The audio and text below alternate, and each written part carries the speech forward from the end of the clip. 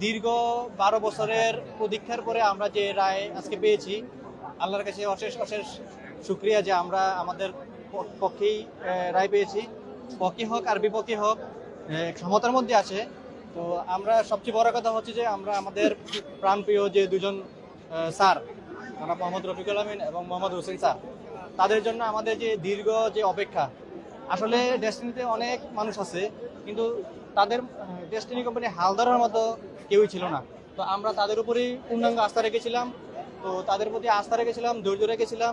ধৈর্য ধরে এই 12টি বছর ধরে আমরা এই আদালত প্রাঙ্গণে আসা যাওয়া করছি। আমাদের জীবন থেকে 12টি বছরে বিনিয়োগ করে ফেলেছি। তো আলহামদুলিল্লাহ, আল্লাহর রহমতে আজকে মাননীয় আদালত যে রায়টা দিয়েছে, আমরা অনেক সন্তুষ্ট। তো আমরা আশা করছি আমরা খুব শীঘ্রই, এমনকি আজকের মধ্যেই আমরা আমাদের স্যারকে আমাদের মাঝে ফিরে পাবো। দীর্ঘ 12 বছর পর আজকে আমাদের খুব আনন্দের দিন। আজকে রায় দিয়েছে, এই জন্য আমরা খুবই আনন্দিত। আমরা এখানে যারা আছি সবাই আমরা আনন্দিত যে আমরা রায় পেয়েছি।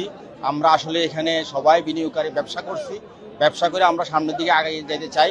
আমরা যখন দেশচিহ্নিত কর্মসংস্থান ছিল আমাদের 45 লক্ষ পরিবার, আমরা তখন পরিবার পরিজন নিয়ে অনেক ভালো ছিলাম এবং আমরা তো কোনো অন্যায় করিনি। আমরা তো দেশের কর্মসংস্থান সৃষ্টি আমরা কর্মরত ছিলাম এবং কর্মসংস্থানের আরও সৃষ্টি হতো এতদিন যদি চলমান থাকতো। তো সেই ক্ষেত্রে আমরা বলবো যে বিগত সরকার আমাদের যে হয়রানিটা করছে, আমরা ন্যায় বিচার পাই নাই। একবার দুইবার নয়, আমরা অনেকবার সরকারকে বলা হয়েছে, অনেকবার জানানো হয়েছে যে আমাদের বিষয়টা আপনারা ভালো করে খাতিয়ে দেখেন। আমরা তো কোনো অন্যায় করিনি। আমরা সরকারকে কর দিয়েছি, ভ্যাট ট্যাক্স সব কিছু দিয়েছি, আমাদের সব বৈধ কাগজপত্র ছিল। হ্যাঁ, কি যেন রাজনৈতিক চালে, রাজনৈতিক আঙ্গুলের ইশারায় আমরা একটা মানে হয়রানির শিকার হয়েছি।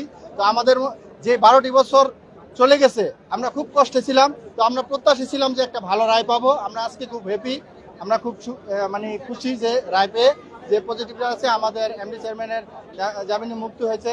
তো আমরা এটাও বলতে চাই তার পাশাপাশি যে বিদেশে মানুষের যে যাওয়া, বিদেশে ছেলে মেয়ে মানুষ যায় কর্মসংস্থানের জন্য। আমরা যদি এখানে কর্মসংস্থান তৈরি করতে পারি, আমরা তো কর্মরত ছিলাম, আমরা যদি আরও কর্মসংস্থান তৈরি করে দেশের জন্য ভালো একটা কিছু উপহার দিতে পারি, সেটা তো খারাপ কিছু না।